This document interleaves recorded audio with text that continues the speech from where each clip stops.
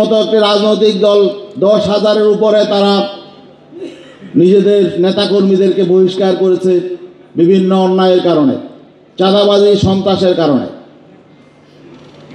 তাহলে বোঝা গেল যে আপনাদের নিজেদের দলের মধ্যে আপনার শৃঙ্খলা প্রতিষ্ঠা করতে পারেন নাই। 200-র উপরে নিজেদের কর্মী, নিজেদের নেতা মারামারি করে খুন হয়েছে। তাহলে আপনারা এই খুন রাহাজানি কীভাবে বন্ধ করবেন?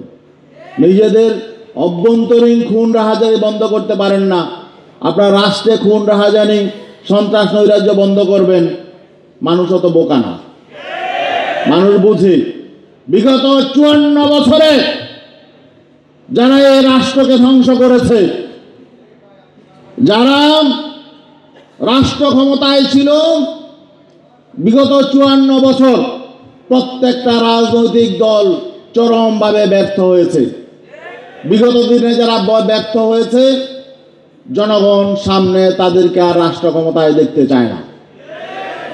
এই জন্যই আজকে জনগণ ইসলামী এবং দেশপ্রেমিক শক্তির পেছনে ঐক্যবদ্ধ হচ্ছে, আর এটা দেখে তাদের মাথা গরম হয়ে গেছে।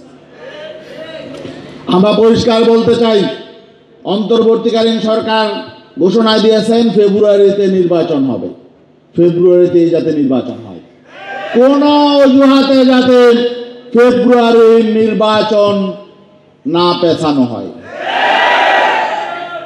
আমরা বিভিন্ন কথাবার্তা শুনতে পাচ্ছি, যারা আগে দমে দমে নির্বাচনের কথা বলতো তারা এখন নির্বাচনের কথা বলে না। কারণ কি? তাদের যেই ঘোষিত প্রধানমন্ত্রী ক্যান্ডিডেট তিনি এখনো ভোটার হন নাই। তো যে ভোটার হয় নাই সে নির্বাচন করবে কিভাবে? গতকালকে শুনলাম বিএনপির স্থায়ী কমিটির একজন প্রভাবশালী নেতা বললেন যে তারেক জিয়ার ভোটার হওয়ার নাকি সময় এখনো চলে যায় নাই। আর নির্বাচন কমিশন তো বলেছে তারা তফসিল দিয়ে দিবে 2-4 দিনের মধ্যে। তাহলে কিভাবে ভোটার হবে? ওনার জন্য কি আবার স্পেশাল আলাদা আইন তৈরি করা হবে? কোন ব্যক্তির জন্য যাতে তফসিল পেছানো না হয়, কোন ব্যক্তির জন্য যাতে নির্বাচন পেছানো না হয়। আমরা সঠিক সময়ে তফসিল চাই, সঠিক সময় নির্বাচন চাই। গোটা বাংলাদেশে নতুন করে বিভিন্ন জেলায়, প্রত্যেকটা জেলায় ডিসিএসপি নিয়োগ দেওয়া হয়েছে, বদলি করা হয়েছে, প্রত্যেক থানায় ওসি বদলি করা হয়েছে। আমরা প্রশাসনকে বলতে চাই, এখন নিরপেক্ষ সরকার ক্ষমতায় আছে, আপনারা কোনো দলের পক্ষপাতিত্ব করবেন না। আপনারা সোজা হয়ে যান, অতীত থেকে শিক্ষা গ্রহণ করুন। বিগত 3টি নির্বাচনে যে অপকর্ম হয়েছে, শুধু 3টি নির্বাচন নয়, স্বাধীনতা পরবর্তী বাংলাদেশে যারা এই রাষ্ট্র ক্ষমতায় ছিল তারা কেউই সুষ্ঠু নির্বাচন দেয় নাই, কোনো দল সুষ্ঠু নির্বাচন দেয় নাই। আমরা অতীতের মতো প্রশাসনের নির্বাচন চাই না। আমরা চাই প্রশাসন রাষ্ট্রের, তারা কোনো দলের নয়। প্রত্যেক দলের প্রতি ইনসাফ বজায় রাখতে হবে, ইনসাফ বজায় রেখে নিরপেক্ষ আচরণ করতে হবে। আমরা মাঠ প্রশাসনকে বলবো, ডিসিএসপি জওয়ানকে বলবো, থানার ওসিদেরকে বলবো, আপনারা কোনো দলের প্রতি পক্ষপাতিত্ব করবেন না। কোন ডিসিএসপি ওসি যদি আমরা শুনতে পাই, আগে যা চলে গেছে, এখন যারা নতুন করে এসেছেন, আমরা যদি শুনতে পাই আপনারা কোনো পক্ষপাতিত্ব করছেন, তাদেরকে লিস্ট করা হবে এবং শুধু তাদের পানিশমেন্ট হবে না, তাদের চাকরি থেকে বরখাস্ত করার জন্য আমরা উদ্যোগ নেব ইনশাল্লাহ, এবং আগামীতে তাদেরকে চিহ্নিত করে রাখা হবে।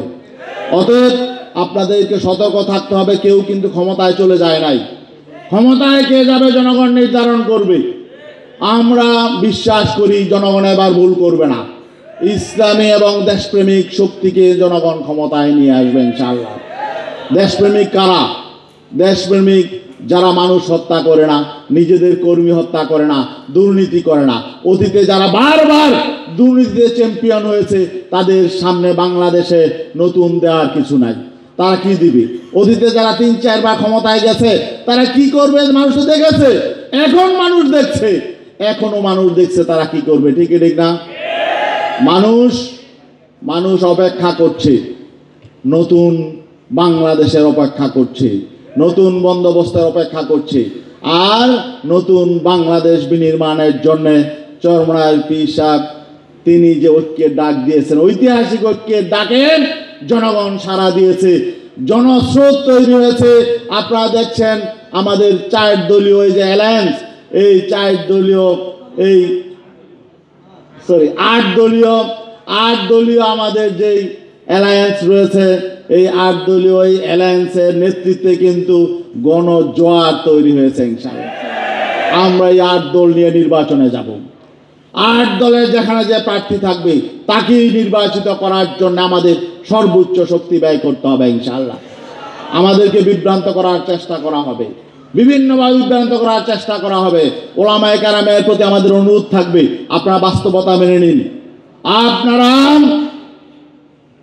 আগামীতে যাতে কেউ আমাদের ইসলামী শক্তিকে বিভক্ত করতে না পারে, এজন্য আপনাদের সতর্ক থাকতে হবে।